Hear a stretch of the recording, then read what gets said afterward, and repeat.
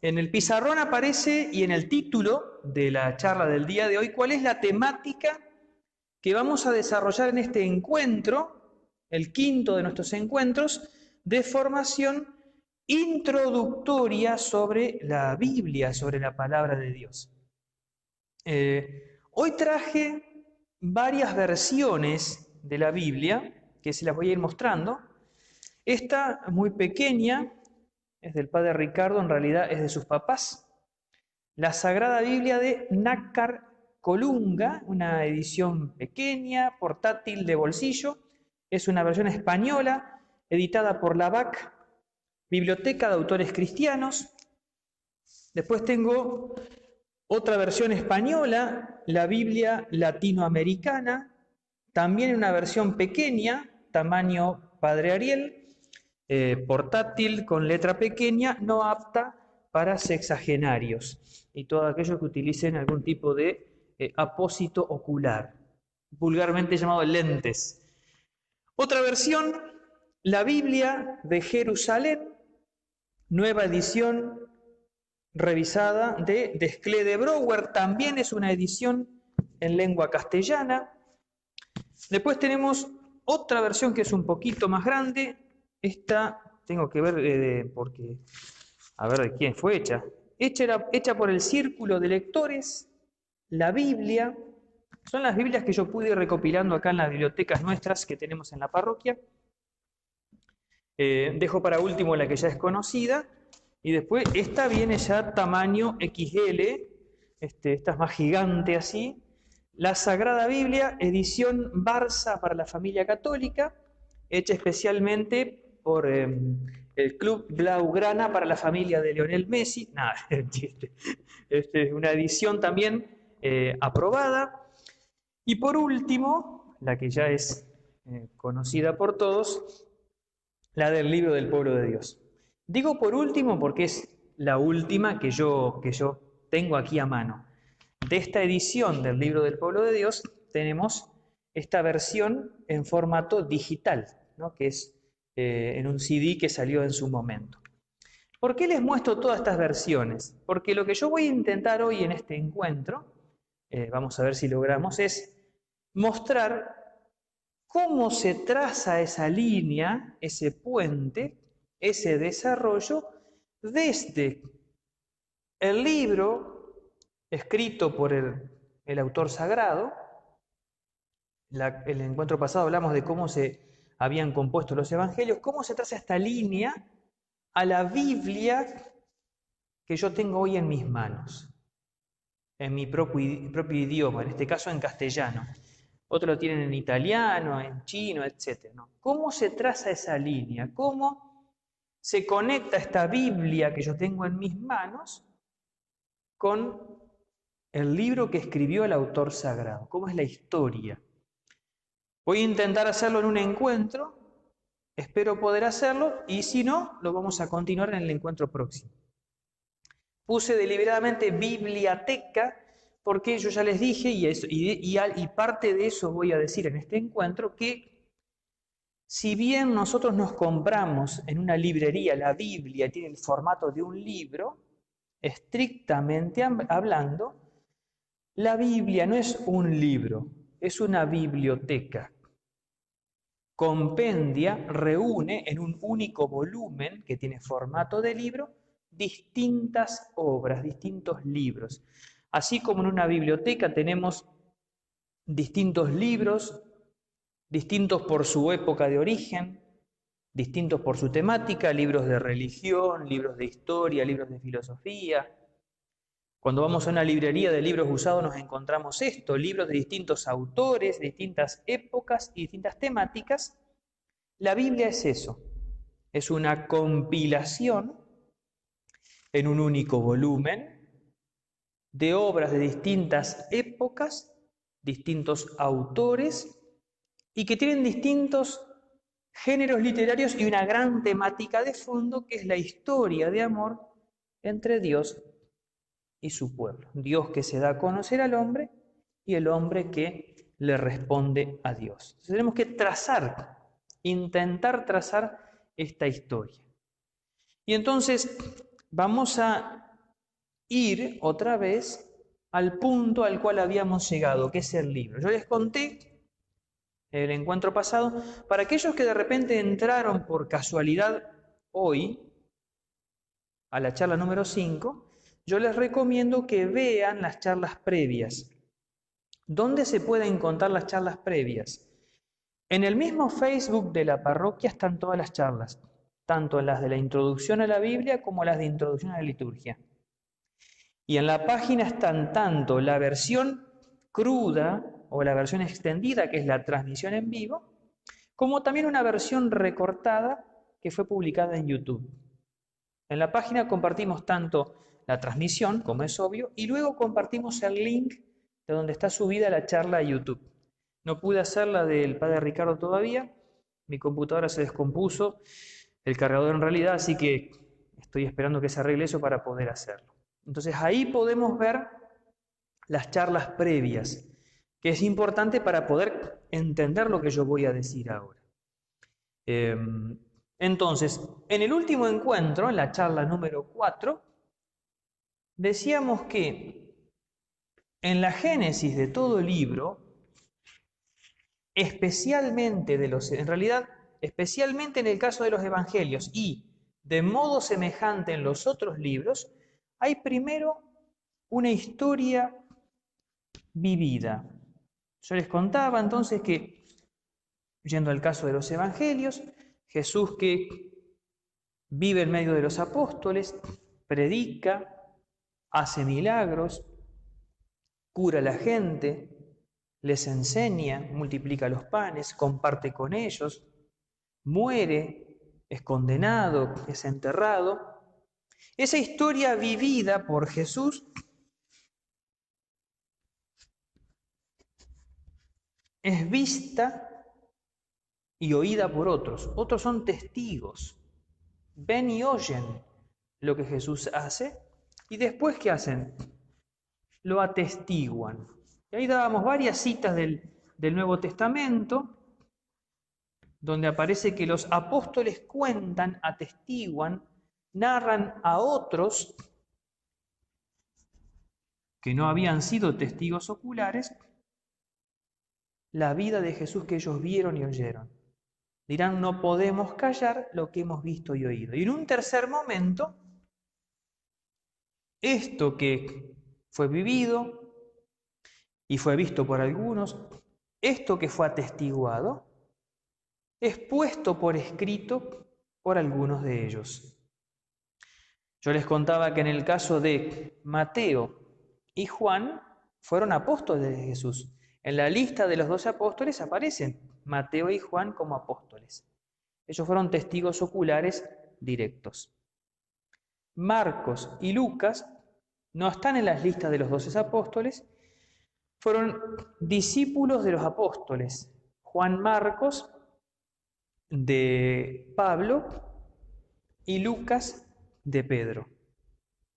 Y entonces fueron recogiendo. Yo les leía la introducción del libro de Lucas, como Lucas dice, ¿no? Muchos otros han tratado de hacer un relato ordenado, también yo he intentado hacer un relato ordenado de los acontecimientos tal como nos fueron transmitidos, para que tú conozcas la solidez de las enseñanzas.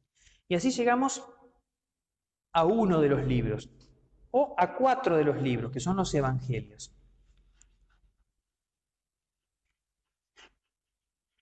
Este procedimiento, esta serie de pasos, se aplica por analogía a los otros libros de la Sagrada Escritura, ¿no? No a todos, pero a algunos sí.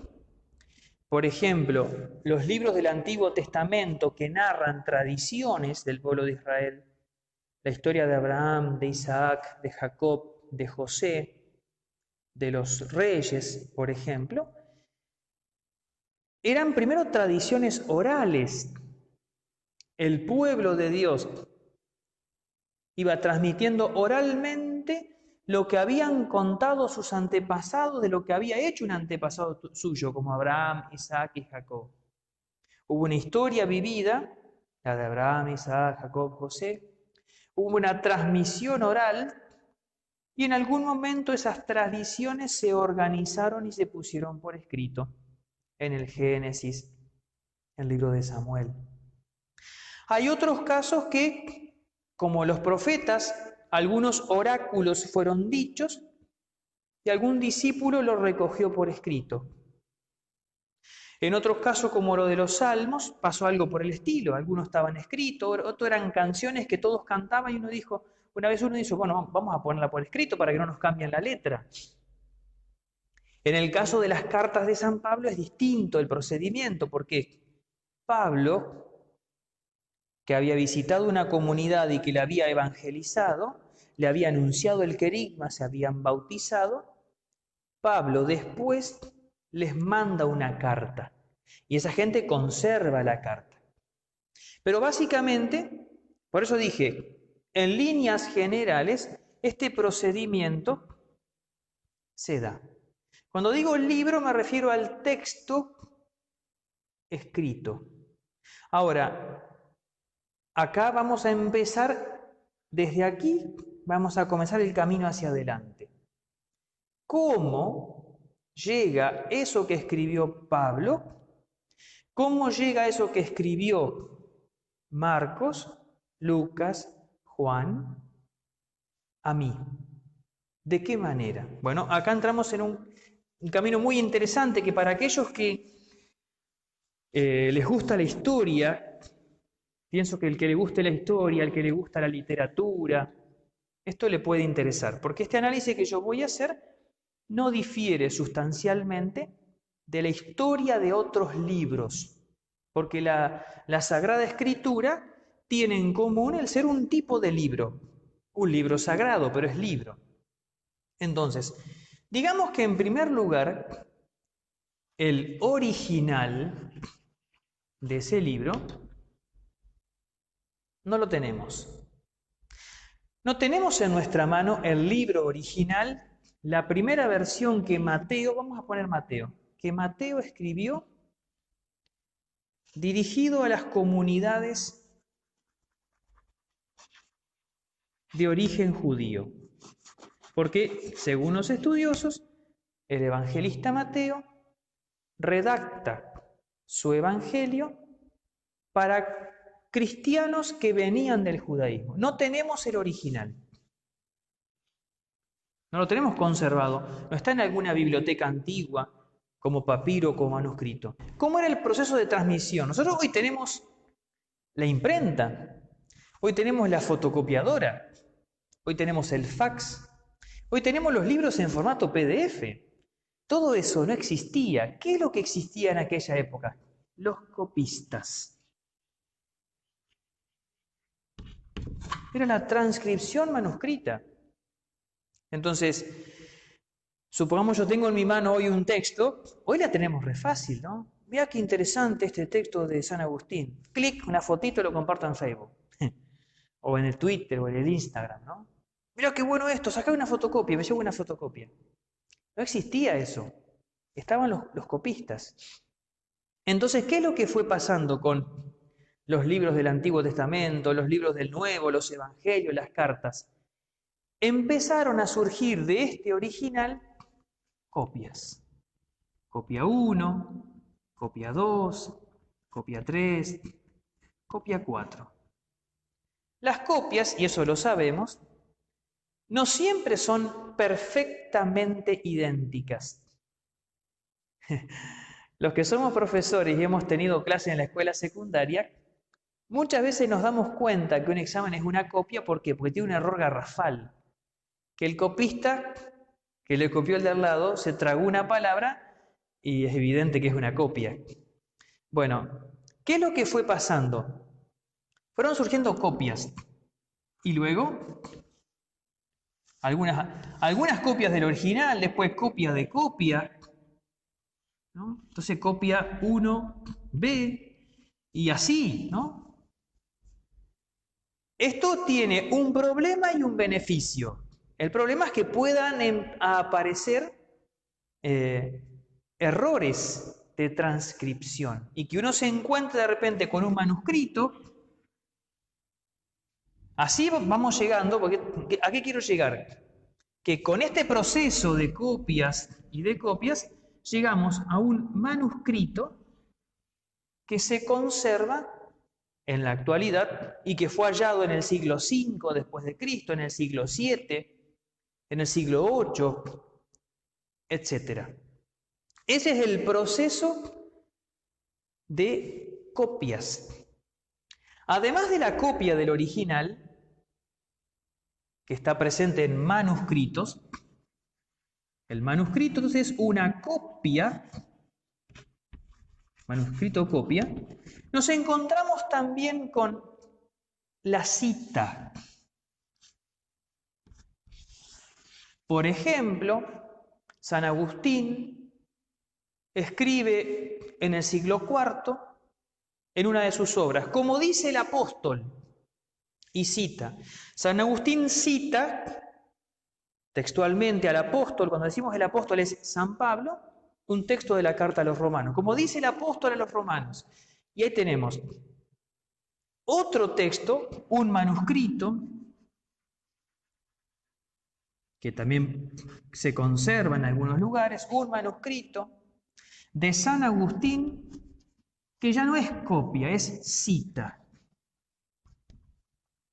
Todo esto fue permitiendo, recogiendo de distintos lados, un manuscrito hallado en Alejandría, un manuscrito que está en la Biblioteca Vaticana, un fragmento hallado en excavaciones arqueológicas en Medio Oriente, en una sinagoga, en una iglesia antigua, fue permitiendo recoger los fragmentos e ir como reconstruyendo por comparación. Yo acá no quiero ir muy profundo porque no tiene sentido. Reconstruir el texto original. Al mismo tiempo que se fue copiando, acá hablé de copia y de cita, también se fue traduciendo, ¿no? Estos textos que estaban acá, lo voy a decir ahora para no perderme, la Sagrada Escritura, que la dividimos en el Antiguo Testamento y el Nuevo Testamento. El Antiguo Testamento en su mayor parte fue escrito en griego. Y una parte, perdón, disculpen, acabo de decir, en su menor parte en griego y en su mayor parte en hebreo. Disculpen. La mayor parte en hebreo, algo en griego, y en el Nuevo Testamento, lo que se conserva, todo en griego. Pero cuando el Imperio Romano iba tomando el mundo conocido, siglo II, siglo III, siglo IV después de Cristo, el griego no era conocido. Y entonces empezaron a aparecer de estas copias traducciones, versiones. Las traducciones en la lengua que la gente conocía. Una traducción latina. Otro que también sabía algo de griego tradujo al latín, o otra versión con algún acento. Y así se va abriendo todo un panorama que cuando nosotros, para llegar al texto original, hay que ir comparando estos manuscritos copias, estos manuscritos citas, los manuscritos de estas traducciones latinas, y hay criterios o reglas de crítica que ayudan a decir, bueno, acá hay diferencias. Bueno, el criterio en este caso es este o este otro. Pero fíjense qué importante, y esto es lo que me parece más determinante de todo. Otra vez, para saber cuál es el texto verdadero, el criterio o quien tiene que ir discerniendo es la misma comunidad. Esta comunidad. Es la comunidad cristiana que ha recibido el testimonio, que se ha ido transmitiendo, que ha ido celebrando, la que va discerniendo cuál de estas copias y de cuál de los sentidos es el verdadero y no es. Borro ahora y vamos a dar otro pasito más, porque hasta ahora he hablado de cómo el texto original se va diversificando y cómo luego se reconstruye para llegar al texto original. Otra cosa importante en este proceso es cómo se determinaron cuáles son los libros de la Biblia. La Biblia católica tiene 73 libros, 46 en el Antiguo Testamento, 27 en el Nuevo Testamento. De alguna forma, yo voy a utilizar la imagen del álbum familiar. Cuando una familia tiene una fiesta y contrata a un fotógrafo, sacan todas las fotos. Bueno, yo estoy hablando de antes, que después pasaban por tu casa con la foto y vos comprabas la foto para la familia. Y vos armabas el álbum después con las fotos. Si un día por casualidad se te desarmaba el álbum y se te mezclaban las fotos de distintos eventos, vos tenías que decir, bueno, esta foto es del casamiento de la Josefa. Esta foto es del cumpleaños del abuelo. Tenés que separar las fotos y organizar. ¿Cómo armó la iglesia su álbum? ¿Cómo hizo la iglesia para dirimir cuáles eran las 46 fotos del Antiguo Testamento? ¿Cuáles eran las fotos del Antiguo Testamento? Y dijo, son 46 y no menos. ¿Y cómo hizo para saber cuáles eran las fotos del Nuevo Testamento? Son 27 y no menos ni más. Esto se conoce como el canon de las Sagradas Escrituras. La lista de los libros que fueron considerados por la Iglesia como sagrados. Y acá hay una historia distinta para el caso del Antiguo Testamento y para el caso del Nuevo Testamento. En el caso del Antiguo Testamento, la primera gran parte de la Biblia, el Antiguo Testamento, lo compartimos con el pueblo judío. Las Sagradas Escrituras del Antiguo Testamento son también la del pueblo judío. El pueblo de Israel, ¿se acuerdan la historia que fuimos viendo? Comenzando desde Abraham, toda la historia pasando por el Éxodo, las monarquías, el exilio, el regreso, la dominación griega hasta Jesús, fue a lo largo de esa historia armando su álbum. El álbum del Antiguo Testamento es el álbum del pueblo de Israel. Cuando nace el cristianismo, nace en el judaísmo y recibe las escrituras. Recibe la ley, lo que el pueblo de Israel consideraba como ley, como sagrada escritura, como la palabra de Dios escrita. Y en el Antiguo Testamento eso se comenzó a formar desde el siglo X. En la época de David, de Salomón, que fue una época de prosperidad, una época de crecimiento, junto con el crecimiento político y con el crecimiento económico, se dio un crecimiento cultural. Y ahí se empezó a formar, a escribir, a recopilar los libros del Antiguo Testamento. Y poco a poco, cuando llegamos a la época de Jesús, acá, los apóstoles que eran judíos utilizaban los libros del pueblo de Israel. Los libros del pueblo de Israel, que estaban escritos, la mayoría, les dije yo, en hebreo,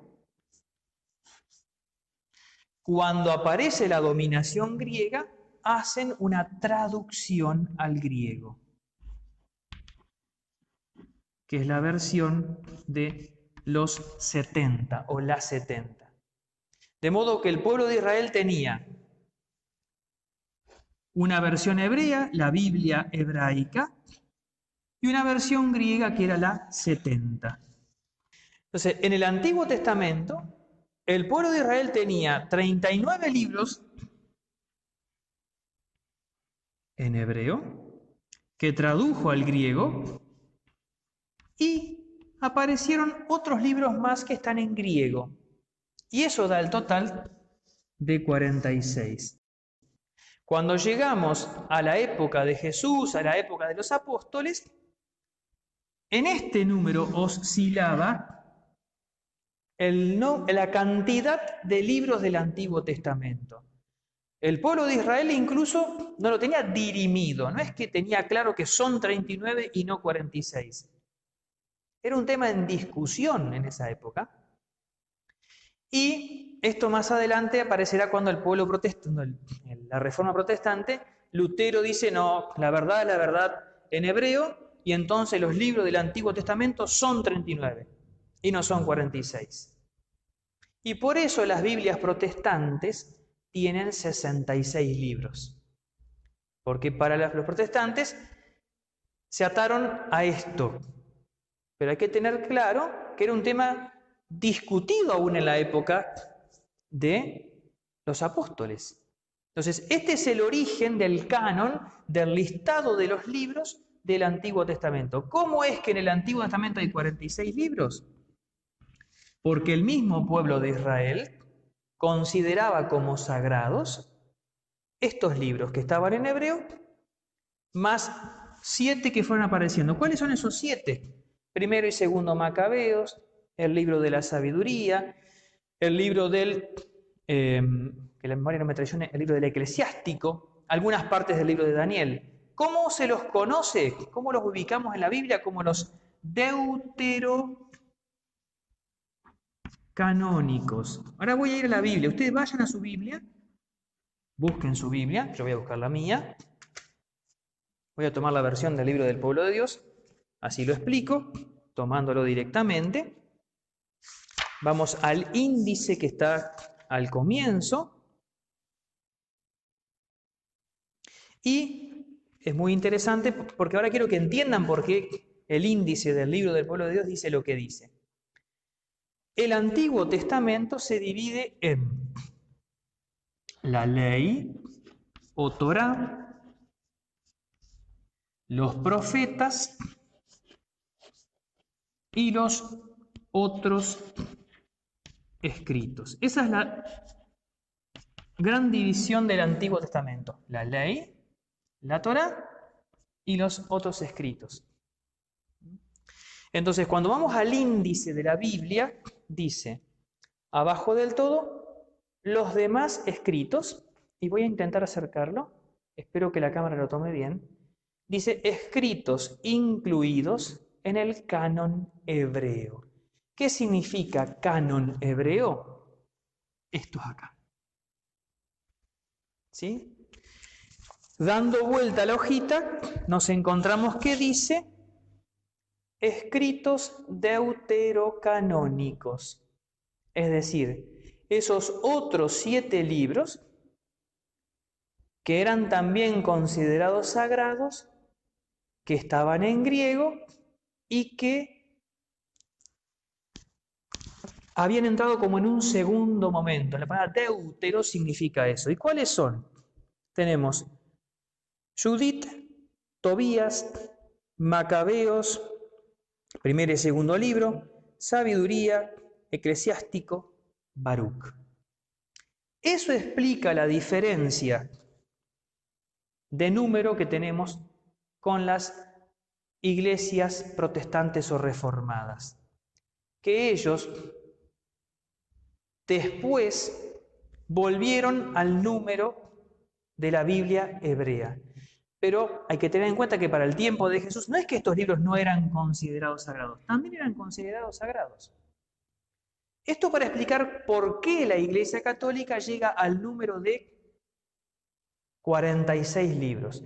Cuando se dio la Reforma Protestante, lo que hizo la Iglesia en el Concilio de Trento es establecer, más que establecer, discernir, hacer evidente lo que ya estaba en la historia del pueblo de Israel y en su propia historia, el número de 46 para el Antiguo Testamento con sus nombres. En el caso del Nuevo Testamento no tenemos diferencias con las iglesias protestantes o reformadas. Lutero se dice que en su vida planteó si la carta de Santiago era o no parte de la Biblia. ¿Por qué? Porque la carta de Santiago dice, muéstrame tu fe sin obras, que yo por mis obras te mostraré mi fe. Y de alguna forma lo que dice Santiago va en contra de su teoría de que para salvarse alcanza la fe. Entonces, en cuanto al origen de los 27 libros del Nuevo Testamento, es un poco más simple. Voy a borrar acá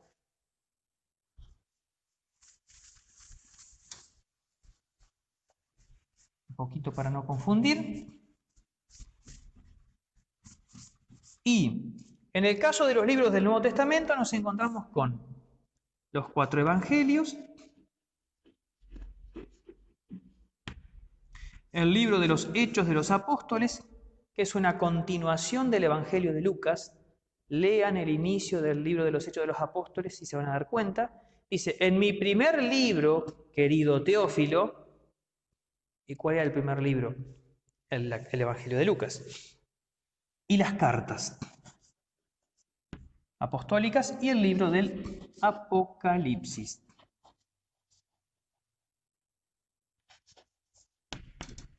Cuando hablamos de cartas nos encontramos con las cartas de Pablo, San Pablo, las cartas católicas, se voy a decir por qué son católicas, y la carta a los hebreos. Entonces, acá aparece el número de... Acá no los voy a leer porque ustedes pueden verlo en el índice de su Biblia, los 27 libros. ¿Por qué se dice que estas cartas son católicas, que las otras son evangélicas? No. Católicas porque las cartas de Pablo, lo dije recién, son cartas que San Pablo dirige a una comunidad.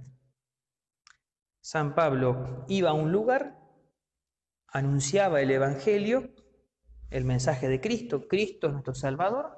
El que crea y se bautice se salvará. Se bautizaban, se formaba una comunidad en una ciudad, en Corinto, en Éfeso, en Tesalónica, en Filipos, en Roma, etc. Pablo, después de haber fundado esta comunidad, seguía viaje y cada tanto le mandaba una carta.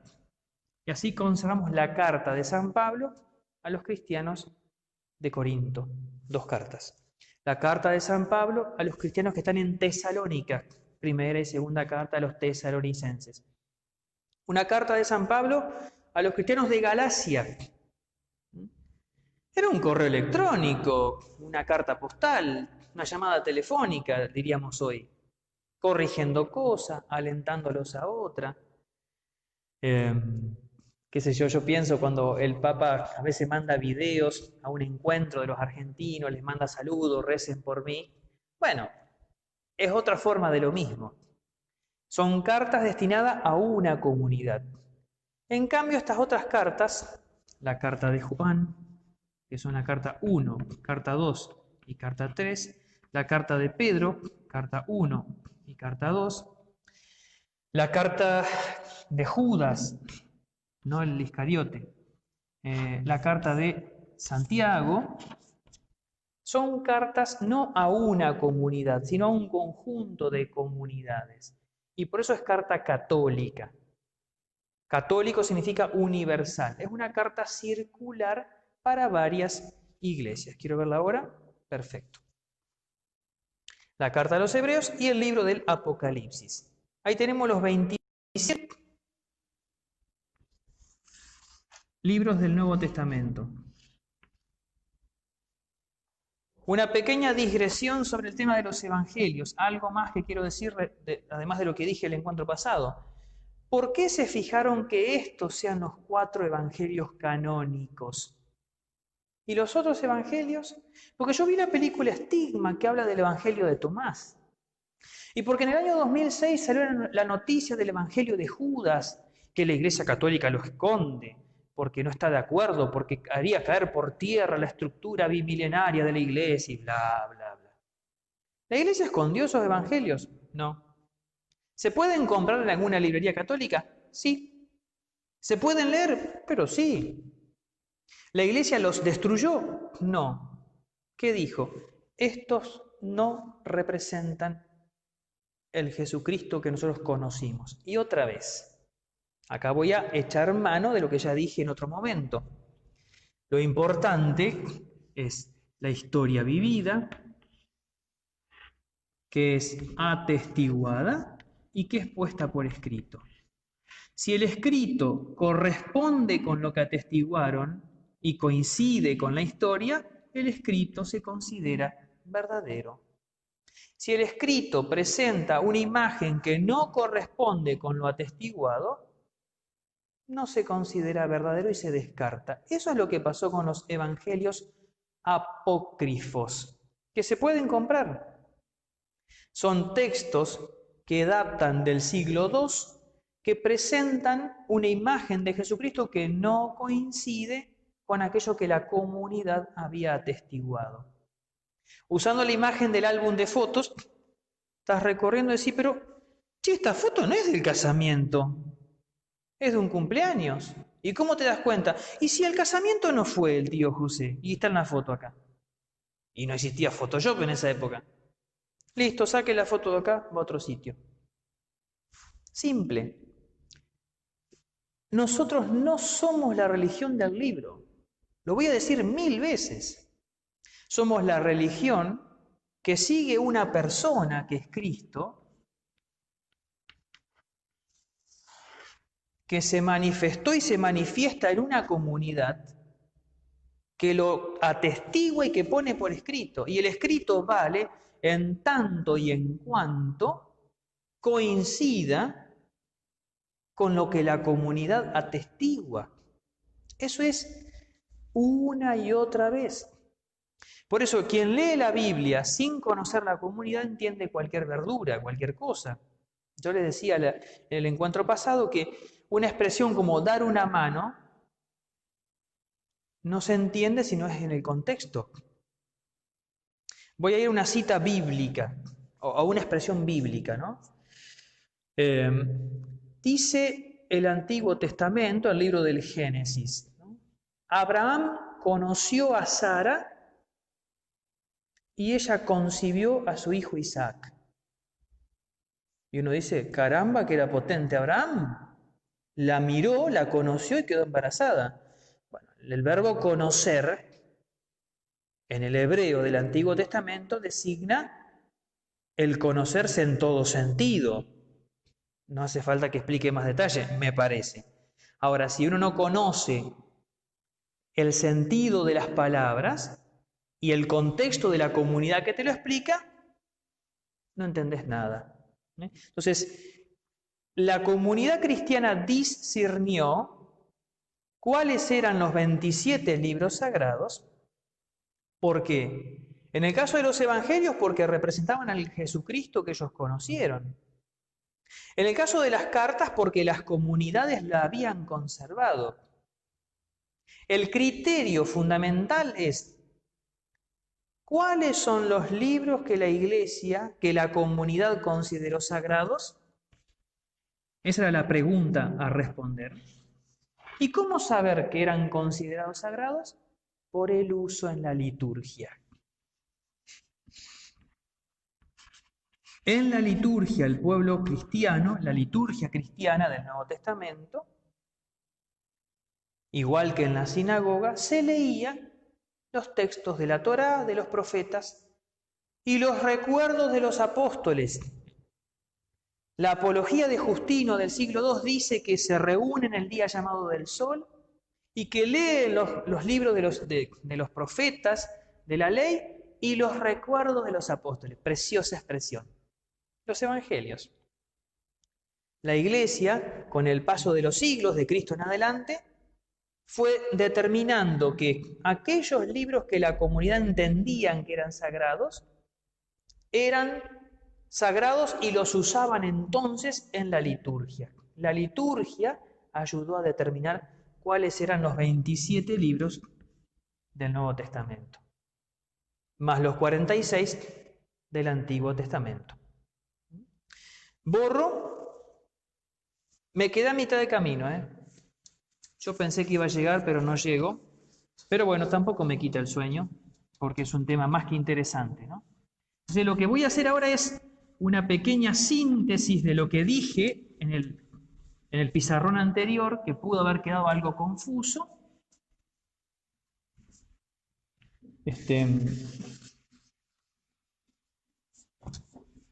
Unido a lo que acabo de decir, ¿no? Entonces, vamos a hacer así, ¿no? Vamos a ordenar. Entonces, la comunidad fue poco a poco definiendo que para el Antiguo Testamento eran 46 los libros sagrados. Para el Nuevo Testamento eran 27. De cada uno de esos libros, se fue dando esta historia que yo les conté, ¿no? De una copia, de otras copias, de traducciones, ¿no? Y ahora, sintéticamente, ¿cuáles fueron las grandes traducciones? Para el caso del Antiguo Testamento, vamos a ponerlo acá, teníamos un original en hebreo, la Biblia hebraica, que traía 39 libros, la 70 que traducía estos libros al griego, y aparecieron otros 7 libros. En los primeros siglos del cristianismo, siglo I a III, aparecieron traducciones al latín. Y esta se llamó Vetus Latina. Como esto era un desastre porque había traducciones buenas y traducciones malas, para el siglo V el Papa le pide a San Jerónimo. ¿Te suena? ¿Viste que varias veces lo invoqué? Patrono de los estudios bíblicos. A San Jerónimo que haga una nueva traducción latina. Entonces, San Jerónimo, ¿qué hizo? Se fue a Jerusalén, entró en contacto con los originales hebreos y apareció la Vulgata en lengua latina, que es la que se usó por muchísimo tiempo. Y en 1979, déjenme decir que esta Vetus Latina tenía cosas tanto del Antiguo Testamento, puse 26 acá, 27, como también traducían los textos del Nuevo Testamento, que estaban en griego. La Vulgata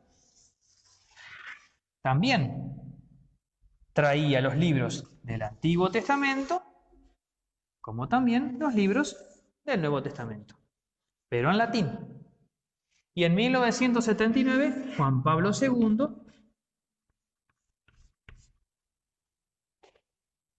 manda hacer la Neovulgata,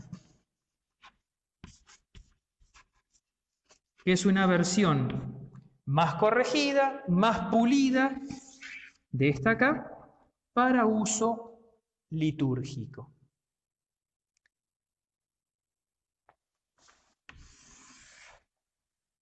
En el medio van apareciendo las traducciones a lenguas vernáculas. En el siglo XV, XVI aparece la imprenta con Gutenberg, aparecen traducciones a la lengua alemana en el caso de los protestantes. Actualmente estas traducciones, esto que yo les muestro es una traducción, una versión, es tomando como referencia los manuscritos originales que se encuentren, tomando como referencia la Vulgata o la Neovulgata, se traduce a la lengua castellana, en este caso, esta versión que es muy buena, el texto de la Sagrada Escritura. Es una traducción a nuestra lengua, tomando como referencia los manuscritos originales. Las traducciones, cada una tiene acentos. Hay traducciones que tratan de que sea más simple, pero a veces, como dice el dicho italiano, traduttore traditore. Les pongo un ejemplo. Cuando el Papa Francisco estuvo en Río de Janeiro, dijo a los argentinos en el encuentro con los jóvenes, hagan lío. Nosotros acá en Argentina más o menos entendemos que es hagan lío. Puede tener un sentido que es hagan despelote, digamos así, o muevan la cosa, ¿no? Cuando los traductores del Vaticano tuvieron que poner esas palabras del Papa en el sitio Vaticano en distintas lenguas, se vieron en figuritas para traducir el hagan lío del Papa argentino porteño al italiano. Tradujeron háganse oír. Y uno dice, ¿esa traducción es fiel a lo que dijo el Papa? Hace lo que puede. ¿Por qué? Porque cada lengua tiene su riqueza. ¿Qué quiero decir con esto? Que las traducciones que tenemos en la lengua castellana, todas las que yo le mostré, van haciendo a veces acentos, ¿no? Utilizan giros para que sea comprensible, pero siempre cuando uno traduce algo, de alguna forma lo traiciona. Y les voy a poner un ejemplo que está en la escritura de esto. Y con esto voy a ir cerrando por el día de hoy. Yo sé que la charla de hoy es un poquito más árida, es un poquito más compleja, implica un poquito más de atención, quizás fue un poquito menos divertida que otras porque acá había que hacer un poquito de esfuerzo, pero me parece que era importante. ¿Se acuerdan el diálogo de la samaritana? El diálogo de Jesús con Nicodemo. Jesús se encuentra con Nicodemo, que era fariseo,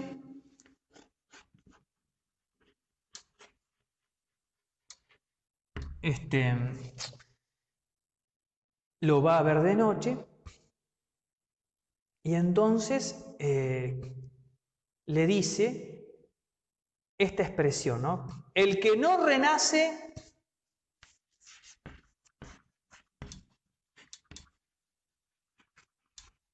y la palabra griega es anocen, no puede entrar al reino de los cielos. ¿Qué significa anocen?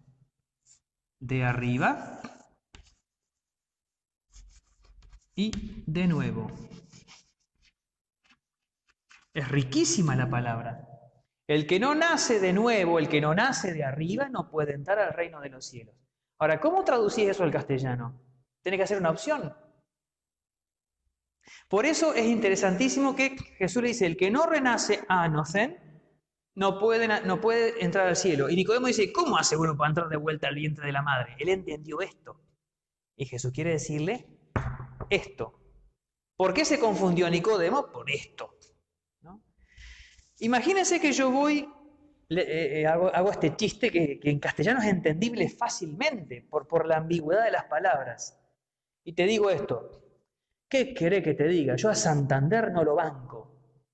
Entonces se ríen rápidamente, supongo, porque saben que Santander es un banco, el Banco Santander, pero además bancar es aguantar a alguien. Ese juego de palabras es entendible solamente en castellano. Lo traducís al inglés y dicen, ¿no? Entonces, esto que pasa con la lengua castellana pasa también con los evangelios en griego o con el hebreo. Con esto quiero decir que las traducciones siempre intentan ser lo más fiel posible, pero no hay una traducción que sea perfecta. Por eso dicen que Santa Teresita del Niño Jesús, a quien aquí en Buenos Aires, en esta parroquia San Miguel, se le da un culto muy especial, Santa Teresita decía que ella, si hubiera sido sacerdote, desearía haber estudiado hebreo y griego para leer la escritura en su lengua original y poder captar directamente en toda la riqueza lo que la escritura nos dice. Con esto creo que tenemos suficiente por el día de hoy. Reitero que el tema de hoy es un tema un poquito complejo, pero lo que intentamos mostrar es, básicamente, y con esto sintetizo, y voy dando como un punto final, es cómo es que la Iglesia determinó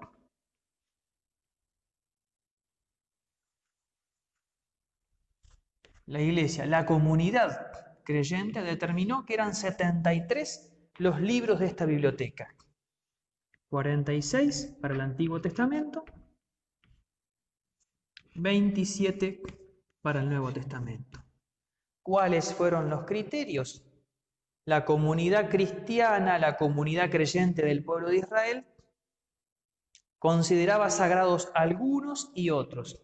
¿Y cuál era la señal de que consideraba sagrados a unos sí y otros no? Que a unos sí les daba uso litúrgico de modo generalizado y extendido, y a otros no les daba uso litúrgico. Por eso es es una aberración, es un abuso litúrgico, el padre Ricardo creo que lo dijo, cuando a veces en algunas liturgias, en vez de leer como segunda lectura la carta de San Pablo, leen la carta del padre fundador de no sé qué congregación. Pero si la Iglesia tenía esa cautela de usar en la liturgia los libros sagrados, y otros que eran muy buenos no los usaba, pero ¿quién pensamos que somos nosotros? Oiga, nos paramos arriba de 2000 años de historia, no podemos tirarla así nomás como por la basura o a cualquier lado, ¿no? Entonces, ¿cómo la Iglesia discernió que estos 73 eran los libros sagrados? Y es por el uso litúrgico generalizado y extendido. Y la segunda cosa que intentamos ver es cómo del texto original se fueron dando copias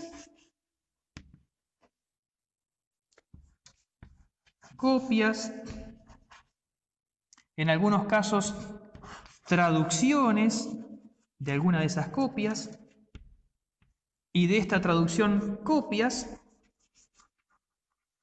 y cómo todo este conjunto de distintas copias, de los cuales se encuentran manuscritos por excavaciones arqueológicas, permiten reconstruir por crítica, por reglas de la crítica histórica y literaria, llegar a una reconstrucción del texto original.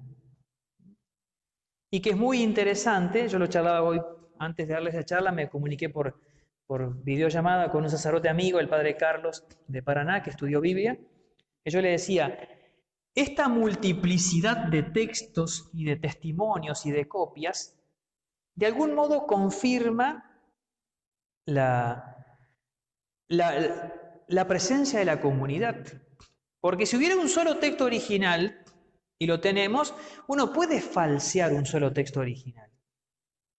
Pero cuando vos tenés un montón de copias dispersas, que en el norte de África, que en las Galias, que en Jerusalén, de distintos puntos, y los vas confrontando, y es cierto que a veces hay diferencias, yo quiero decir una cosa, en la historia del texto no es todo lineal y perfecto, sino que a veces se sacan los ojos los estudiosos.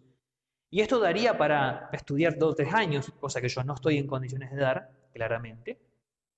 Pero la presencia en distintos puntos de copias que van ensamblándose, van mostrando la presencia de algo que trasciende lo local y es la comunidad, que es la iglesia, y la acción del Espíritu que conserva en la iglesia.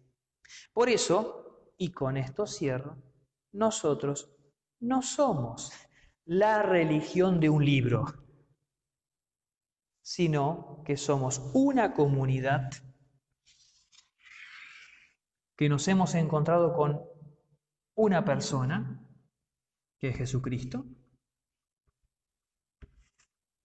que es la encarnación de Dios, y en torno a esa persona